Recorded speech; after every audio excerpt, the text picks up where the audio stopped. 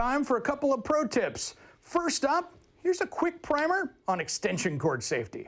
All right, guys, today we're going to talk about electrical cord safety, and this is a really big deal this time of year. It could be that you're putting up those Christmas lights, or you're just dealing with power tools around the yard.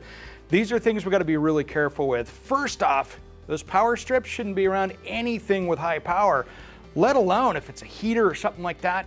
Those are great for putting into your computer or something like that. Leave that for those. Now here's the thing, with cords they come in lots of different sizes, and what I mean by sizes is not how big they are, is how large the wire is, because that gauge of wire is what carries the power. It's like the highway. More lanes means you're going faster. So what this does is this really limits what you can plug into it. Like, this is just a very simple cord. This is great for putting in a charger or something like that for your power tools. Wouldn't want to run a table saw off of this. Now, if you get into something like this is your traditional kind of standard cord.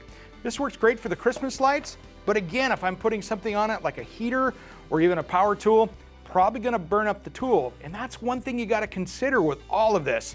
Any high amp pull on any kind of a tool, you'll actually burn the motor up by not using the right cord. And that's a big deal. So if you want to get the most out of that tool, buy some better cords. And I'm looking at something like this. This thicker gauge is what's really smart. But you also got to watch where you're going to put these things, because I don't want to ever run this under a closed garage door or through a doorway where a door is going to hit it, because you can really have some problems. Let me show you here on this one, for instance. This one here got cut by a power tool. Just a little bit of grinding sanded the casing right off the outside of this.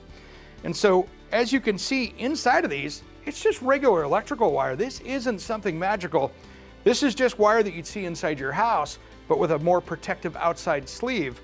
But here's where it gets interesting. If you look right here, this ground got caught, and so did the black wire, which means this could cause a fire or a short. So if this was laying in a puddle or in any kind of an enclosed space like a doorway, this could cause a fire as well. So when you're planning out your projects, electrical cord and what you pick really determines how safe that project's going to be. Those are some smart tips for your electrical cords and a lot safer project. Now let's shift gears and talk toilets.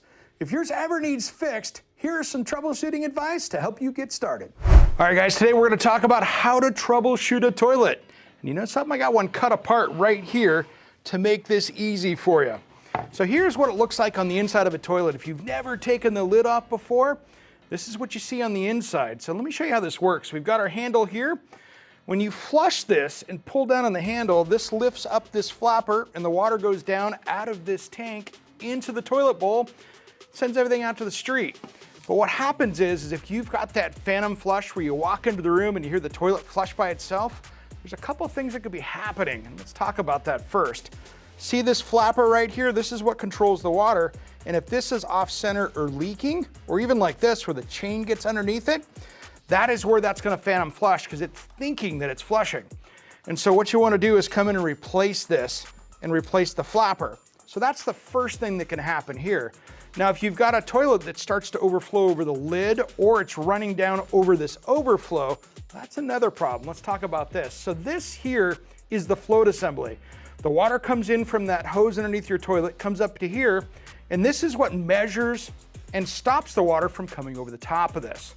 That's what this overflow is here. If this is adjusted incorrectly, the water goes over to this, goes down to the tank, and that's costing you money.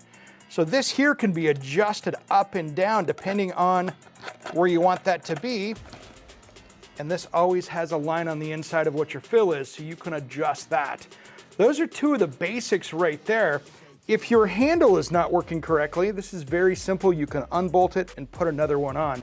This is about $20 worth of parts. So when in doubt, you can take these 3 bolts off here, replace all the inside pieces and put it back together. It's a really easy DIY project. But you know something? If you've got a toilet that's 10 years or older, might be time to get a new one, because the new ones are actually using about a gallon per flush instead of the 3 to 6, what we saw out of the 70s. So a new toilet could pay for itself really quickly. Those are some of the basics when you're talking about fixing a toilet and figuring out why it's overflowing or why it's costing you money.